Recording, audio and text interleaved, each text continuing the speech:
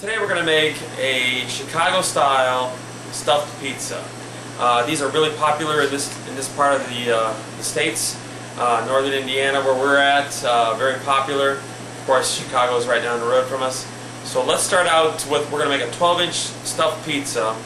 To make a 12-inch stuffed pizza, we have to start out with two doughs. One dough for the base, and this weighs about 1.5 pounds. We're going to roll it out to about a 16, 17-inch dough. And then we need another dough to cover the pizza, and that is about an 8-ounce dough that we're going to roll out for a lid, and this is going to be fairly thin. So we're going to put this in the pan now. We're going to start out with spraying our pan with a pan release. It could be a pan, whatever you like to use, that's fine. You can even rub a little olive oil in it, or butter, whatever you prefer to do. And we'll take our large dough and we'll lay it into our pan. And the reason why we had to make a 16-inch dough for a 12-inch pizza is because these pans that we use are about 2 inches tall, so we have to compensate for the edges. So with 2 inches on 2 inches and 14 across, and 12 across, so that's 16 inches. And we're going to tuck this dough in all the way down into the corner. We don't want to leave it hanging like this. We want to make sure that this dough is all the way into the corners, and make sure that there are no holes in this dough at all. You cannot afford to have any holes in this dough. So we're going to tuck it right into the corners, just like that, nicely. And then we're going to take a little sauce, and we're going to rub it right on the inside of the lip, just like this. Now we're going to make this one with sausage, so we'll put some pre-cooked crumbled sausage in this pizza. Now there again, whatever you want to put in is fine. We're just making this one pepperoni and sausage, and so we'll lay in our pepperoni. Sometimes what I like to do is, if it only has 2 or 3 items, we'll put a layer of ingredients such as the sausage, then we'll put a layer of cheese, some mozzarella cheese, then the pepperoni, or whatever else you like to put in, or whatever the customer orders. But we're going to fill this up to the very top with a mozzarella. Now there's a lot of cheese goes in here, so don't be afraid. Price this accordingly, because a large stuffed pizza here at Antonio's weighs up to 10 pounds, and it's probably mostly cheese, or it is mostly cheese. The nice thing about these pizzas are that they're very filling. This 12-inch pizza will cut into 8 slices. It'll feed 5 easily, because there's just a lot of cheese, and it really fills people up. The downside to this is that it takes 30 minutes in the oven alone, so you have to really time your orders so that the customer knows how long they can anticipate the wait for this. So we fill this up to the top, and we're not heaping it. It's just even with the top of the lip. Then we're going to take our small dough, nice and thin, and we're going to lay it right on top like a pie.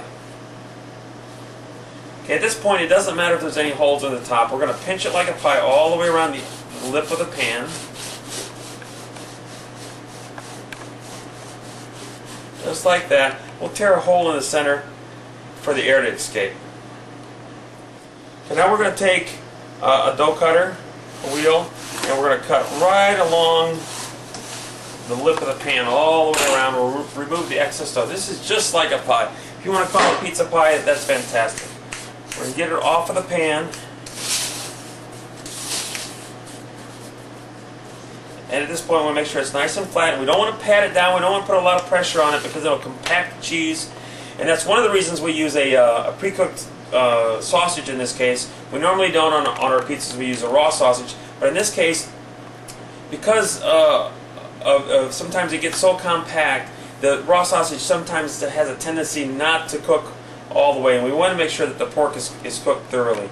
So we're going to cut some more holes in the lid of this pie, just like that. Now we're going to put our sauce right on top. We're going to take our red sauce, our pizza sauce, and we're not going to swirl around like we normally would. We're going to take it, we're going to push it right out to the outside edge, and it's just going to kiss the lip of the dough right where we cut it. Now it's important that you don't slop the sauce over the edge, because it's going to be in the oven for 35 minutes, if you slop any sauce over the edge, it has a tendency to burn. And you want to make sure you have plenty of sauce on the top, that there's no white spots like this on the top of the pizza. We want to make sure we get all the white spots of the lid completely covered with sauce. So keep putting sauce on it until it's completely covered, and we'll just smooth it over just like this until we don't see any more white spots. Then we're going to top it with a little Parmesan cheese and a little oregano, and we're going to go to the oven. We cook this pizza at 525 degrees for 30 to 35 minutes, depending on how busy you are, how many times you're opening and closing the oven, how many items are in the pizza itself. All these factors come into play. But as a rule of thumb, 30-35 minutes. You're safe at telling the customer a good 45 minutes from start to finish for this pizza, and it's a great seller. We'll put this right into the oven, and you put it in by hand. We just push it all the way to the back of the oven, and we'll let that cook for 35 minutes. Okay, let's take our pizza out. It's been about 25 minutes, and since we haven't been opening the oven up at all, I think it's ready.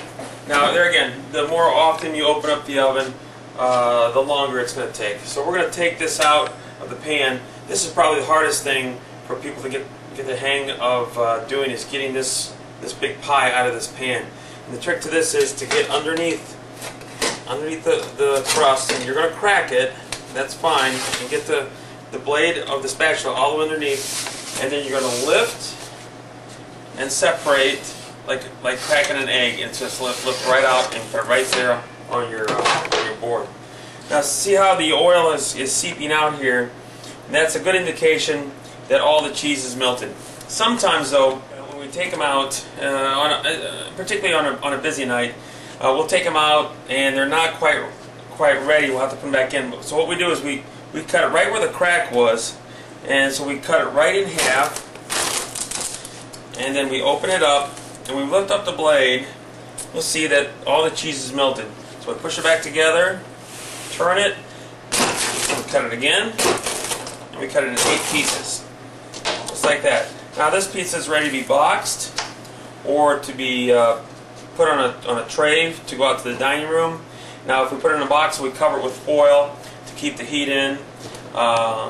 Also, you might want to think about making sure that the bottom of the box is lined. Sometimes, depending on the items, you see a lot of oils from the grease or from the cheese ooze out. You don't want that getting on somebody's car, so we make sure that we line the box up really nice so that it doesn't leak out onto anybody's seating. This is what it looks like when it goes to the table. The cheese is just oozing out, a lot of cheese. And when it's served, it's very filling. And when they eat that, it's a beautiful thing. That's our Antonio's stuffed pizza.